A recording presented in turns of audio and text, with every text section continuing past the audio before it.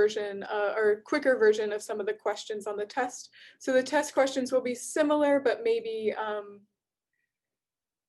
slightly more involved, and will, instead of being multiple choice, they will require you to actually come up with answers. So, but that is most of the material I think we have covered, and that with the study guide.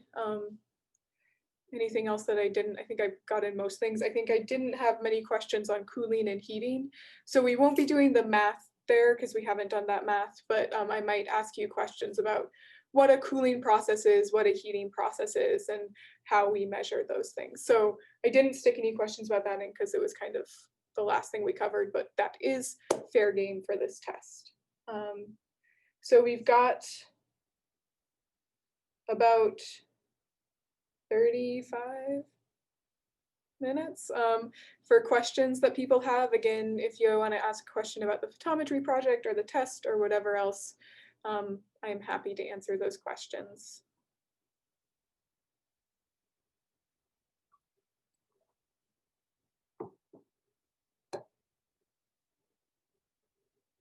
I guess I just had a question. Is it going to be like a test like on Canvas, or is it like a PDF we download? So it's going to be on Canvas. So I think I just published it. So you can't start it yet. It'll become available tonight at midnight. But it'll be a test on Canvas. Most of the answers are like essay question answers. There are two, I believe, where I've asked for a file upload. So my idea is two that maybe require a bit more math. I'd like you to actually write out your answer and then maybe snap a picture and submit that. So there'll be two file upload questions, but the rest will just be essay questions done on Canvas.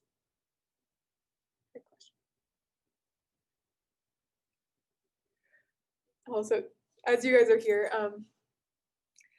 if you are doing it and you have questions for me, I am typically available by email.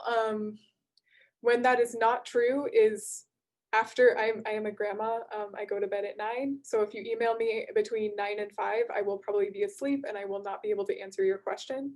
So I wake up around 5 a.m. though. So if you're doing it really early, and then Saturday morning, I'll probably go hiking. So I won't have internet. But besides that, I am fairly, if you want to avoid those times, that might not be, or at least not start after 9 or start early Saturday.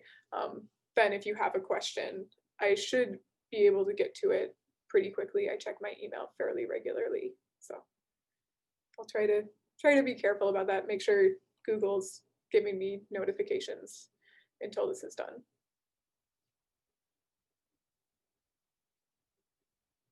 Any questions about anything?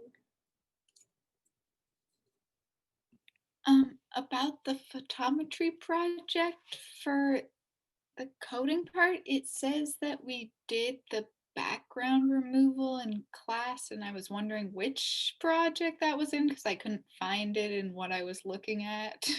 So that was kind of, I thought we were going to do it and we didn't.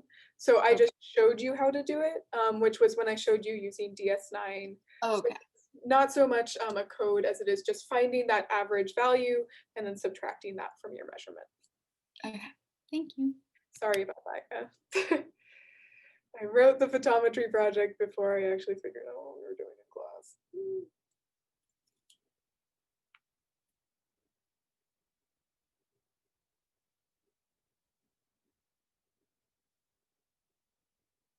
Would you be able to show us how to do that again? Because yes. I do not remember. Yes, I believe so.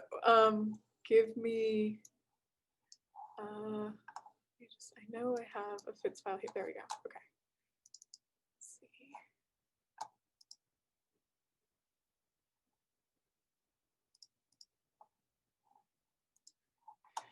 I will. Sorry.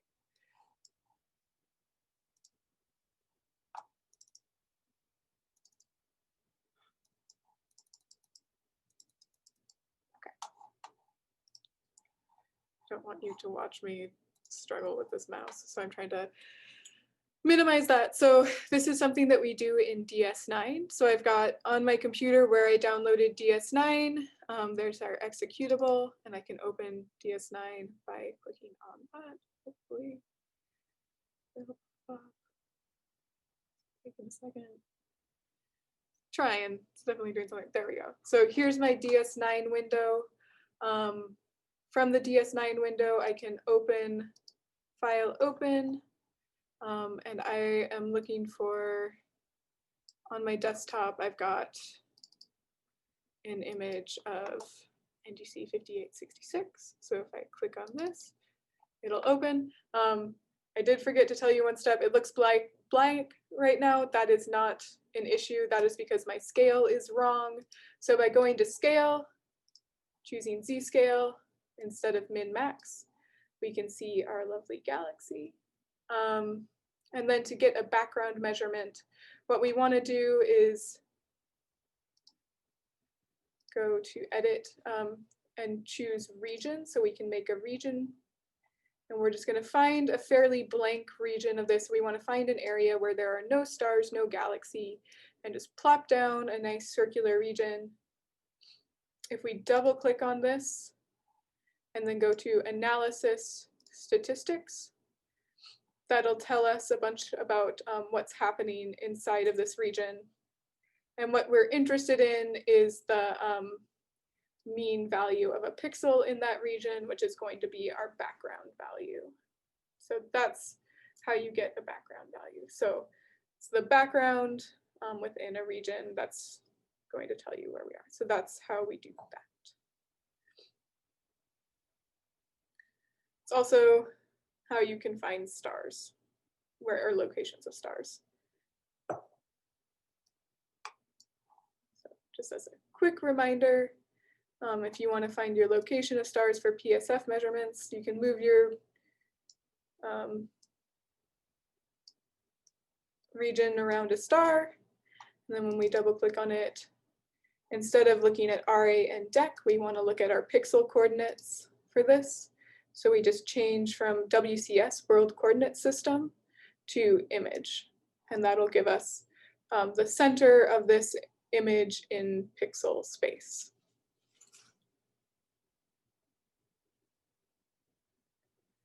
So this is why I asked you to download DS9. It's mostly to look at your images, but also to get those background measurements and figure out where there are stars. And background will be different in each frame. So you might be able to use the same locations for background, but the values will be different in each frame. So you need to do that for each frame individually.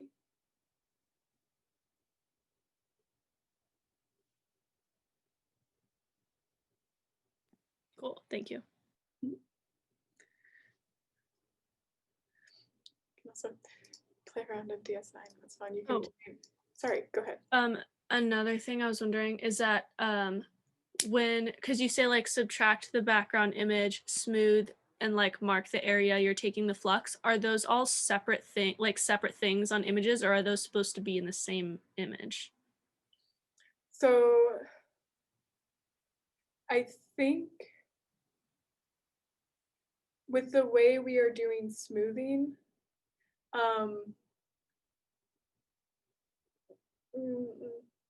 I want you to smooth and then extract your flux. But the background calculation doesn't need to be from the smoothed image. That's one step too complicated. And smoothing shouldn't really change the background. So yeah, it shouldn't be an issue. So background, not smooth, just the flux extraction will be on the smoothed image. So smooth and then do the flux extraction.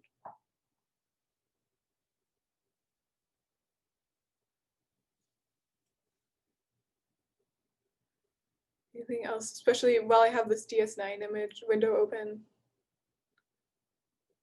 You can also get the header. That's where all this stuff is.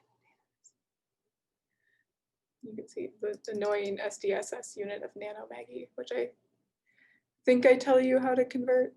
So my advisor. I didn't, and my advisor was like, no, you have to tell them because they're stupid units and they're not real. So I think I told you how to do that. And if I didn't, yell at me and I will tell you.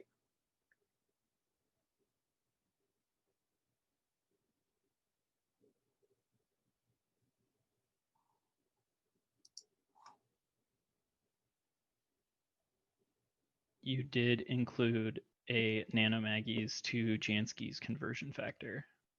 Good. Nanomaggies are weird. And like Jansky's we've done, so you can work from Jansky's to whatever. Jansky's are still weird. It's true. They're like a radio astronomy unit, so they're slightly, radio astronomy is weird.